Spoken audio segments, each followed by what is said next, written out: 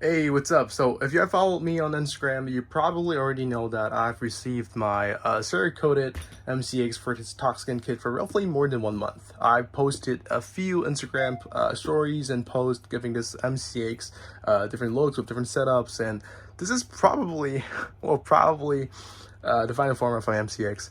But, well, you never know what's going to happen next, so at least for now, this is the final form. So before I start introducing what I'm using here on the MCX, I just want to share one thing. A lot of people have been commenting on my videos saying that, hey, you got to put out a parts list. How are you going to be able to tell what you're using on your guns? Look, if you have watched my videos, you would know pretty much the only thing that I do is to go through every single part that I have used on my guns. At least aesthetically, I have covered everything that I've used because this is what you guys came for, right? I think most of my subscribers, they love the aesthetics of the guns, and this is why you're watching my videos right now. And one of the reasons why I did not include a parts list is because the majority of my audience are from US and other English-speaking countries. I don't think they would have any problem understanding what I'm talking about and the parts that I've used or mentioned. But then I went on to check my YouTube studio, which is the backstage of YouTube, and I realized, wow, apparently people from South Korea, Japan, Taiwan, and Russia, they do watch my video as well. So shout out to you guys. As far as I know, these countries are not English-speaking countries. So for the first time in the past 2 years, I'm going to put out a part list as you wished. And also one of the most asked questions is how much do I spend on each build?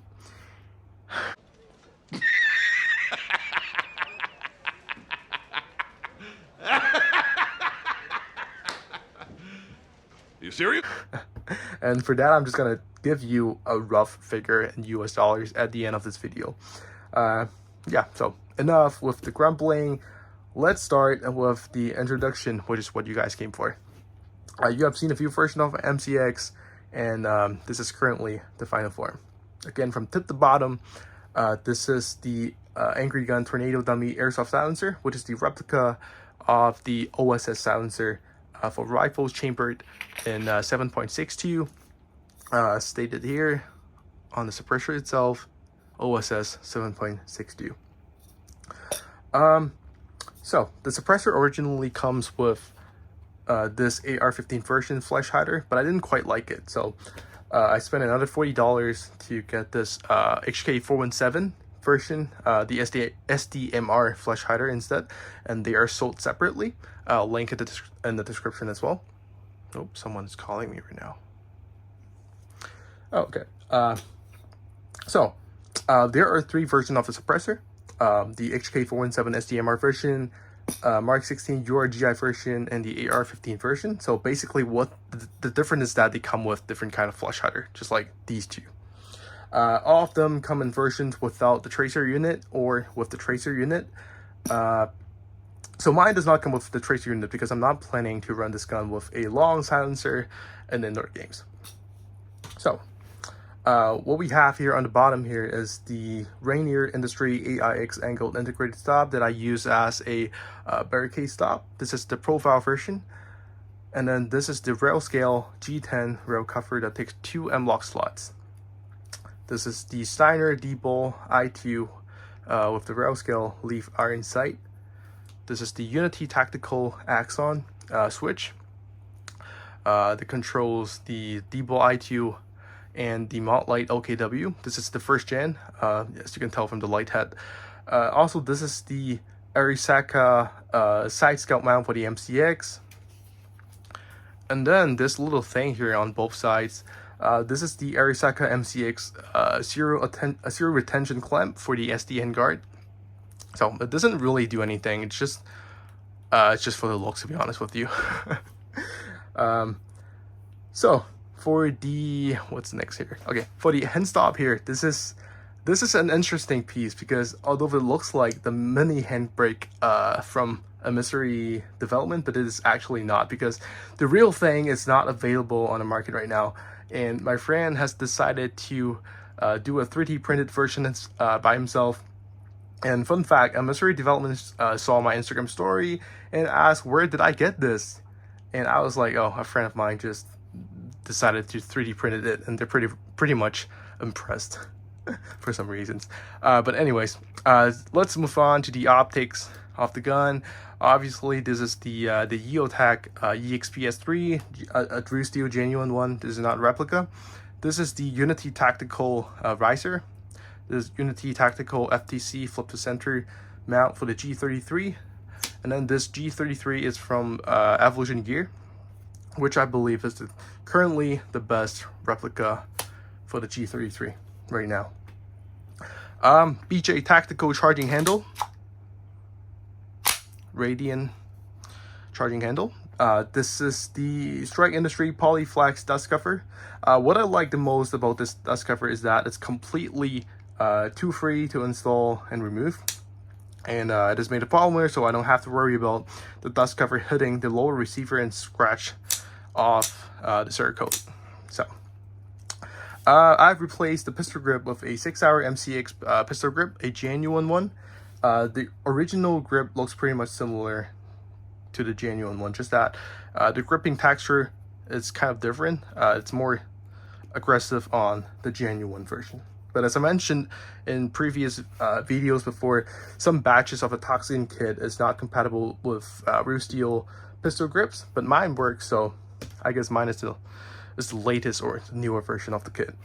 And lastly, this is for stock. This is the Airsoft Artisan shorter folding stock for the MCX.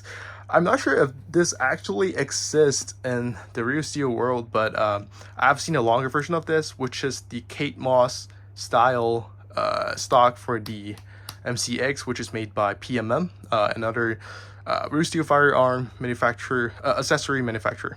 So as you can tell, I also have different kind of options here. This is the 6-hour telescoping tube with the Magpul stock. So this is how it's gonna look like. And then this is the Mission First Tactical Minimalist sock in gray, which you have seen on my Instagram. And then obviously this is the stock 6-hour MCX stock, telescoping stock as well. So currently I'm just gonna go with this stock because this is the most ideal stock for me right now. It makes the gun more compact. It's also perfect for my arm's length. Because I tend to use this mostly in indoor games, so I just want to make the whole gun as compact as possible. I'm not going to use, for example, I'm not going to be able to use a silencer with a tracer unit in it because it's too long. I'm just going to put a mini tracer by Ace-Tac when I'm in game. So you guys can decide which stock looks the best. You can let me know in the comments, and these are also in link in the description as well. So let's see, what else is there? I don't think there's anything else to talk about right now. So some people may ask, why are you using the SD handguard when you're not putting the silencer inside the handguard? Simply because I do not have a choice when it comes to buying a Toxicant kit. It only comes in 2 kinds of handguard, one of them being the MCX LVAW, and the other one is the SD handguard that you're seeing right now. There's no option for the normal slimmer Virtus handguard. So you're either going to have a full-length barrel or a shorter barrel for you to accommodate the silencer inside the handguard. And I more tend to keep the option to be able to switch between just a flash hider or using a suppressor.